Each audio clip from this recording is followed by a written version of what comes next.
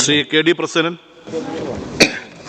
Sir, Alathur assembly മണ്ഡലത്തിലൂടെ കടന്നുപോകുന്ന കണ്ണാടി Pannikode road KIIFB മുഖാന്തരം നവീകരിക്കാൻ തീരുമാനിച്ച ഒന്നാം പിണറായി സർക്കാരിൻ്റെ തീരുമാനം നടപ്പാക്കണമെന്ന അഭ്യർത്ഥനയാണ് ഈ സബ്മിഷനിലൂടെ ഞാൻ മുന്നോട്ട് വയ്ക്കുന്നത്.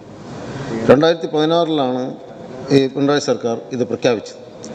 ആലത്തൂർ അസംബ്ലി മണ്ഡലത്തിൽ നാളിതുവരെയായി കിഫ്ബി നടപ്പാക്കാൻ തീരുമാനിച്ച ഏക റോഡാണിത്. 9 കിലോമീറ്റർ ദൂരം വരുന്ന ഈ റോഡിലെ 8 കിലോമീറ്റർ ദൂരവും ആലത്തൂർ മണ്ഡലത്തിൽ ഉൾപ്പെട്ടതാണ്. അതിൽ 7.5 കിലോമീറ്റർ ഒരു പഞ്ചായത്തിലെ തേങ്കുറിശ്ശി പഞ്ചായത്തിൻ്റെ ഹൃദയരേഖ പോലെ കിടക്കുന്ന റോഡാണ്. പാലക്കാട് നഗരത്തിൽ നിന്നും പ്രധാനപ്പെട്ട ടൂറിസ്റ്റ് കേന്ദ്രങ്ങളിലേക്ക്, നെല്ലിയാമ്പതി, പുത്തുണ്ടി പോലുള്ള കേന്ദ്രങ്ങളിലേക്ക് ഏറ്റവും എളുപ്പത്തിൽ എത്തിച്ചേരാൻ കഴിയുന്ന റോഡാണ്. മഹാഭൂരിപക്ഷ സ്ഥലങ്ങളിലും കിഫ്ബി മാനദണ്ഡപ്രകാരമുള്ള സ്ഥലം തുടക്കത്തിൽ തന്നെ ഉണ്ടായിരുന്നു. പിന്നീട് അതിൻ്റെ സർവേ നടപടികളെല്ലാം വേണ്ട രൂപത്തിൽ നടപ്പാക്കാൻ ബന്ധപ്പെട്ടവർ തയ്യാറായില്ല. നിരന്തരമായി ഇടപെട്ടതിന് ശേഷമാണ് നിലവിലുള്ള റോഡിൻ്റെ സർവേ പൂർത്തീകരിച്ച് പിന്നീട് സ്ഥലം ഏറ്റെടുക്കേണ്ടതിനെ സംബന്ധിച്ചുള്ള ചർച്ചകൾ ആരംഭിച്ചത്. എല്ലാ ഭൂവുടമകളുടെയും യോഗത്തിൽ ഞാൻ പങ്കെടുത്തതാണ്. എല്ലാവരും ആ റോഡിനാവശ്യമായ സ്ഥലം വിട്ടുകൊടുക്കാൻ സന്നദ്ധത പ്രകടിപ്പിക്കുകയും ചെയ്തു. അതിനുള്ള FS ലഭിക്കുകയും ചെയ്തു. അതിനുശേഷം ഉന്നതതല യോഗമെല്ലാം ഇവിടെ ചേർന്നു. പക്ഷേ പെട്ടെന്നാണ് ഇപ്പോൾ തുടർ പ്രവർത്തനങ്ങൾ ഇനി ഏറ്റെടുക്കേണ്ടതില്ല എന്നൊരു അറിയിപ്പ് ലഭിച്ചതായി അവിടെ വാർത്ത പടർന്നത്. ഇത് വലിയ അമർഷമാണ് ജനങ്ങളിൽ ഉണ്ടാക്കിയത്.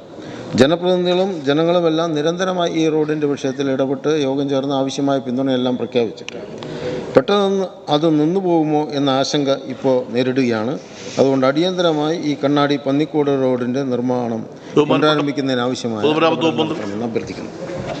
സാർ, ഇവിടെ ബഹുമാനപ്പെട്ട MLA ശ്രീ കെ.ഡി. പ്രസന്നൻ ചൂണ്ടിക്കാട്ടിയതുപോലെ കിഫ്ബി പദ്ധതിയിൽ ഉൾപ്പെടുത്തി നവീകരിക്കാൻ തീരുമാനിച്ച റോഡാണ് കണ്ണാടി പന്നിക്കോട് റോഡ്.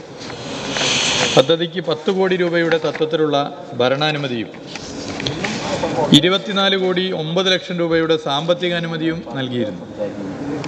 ഭൂമി ഏറ്റെടുക്കൽ നടപടി തുടരുകയാണ്. എന്നാൽ ചില സാങ്കേതിക വിഷയങ്ങൾ ചൂണ്ടിക്കാട്ടി ചില പദ്ധതികൾ താൽക്കാലികമായി മരവിപ്പിക്കുന്നതായി കിഫ്ബി അറിയിച്ചിട്ടുണ്ട്.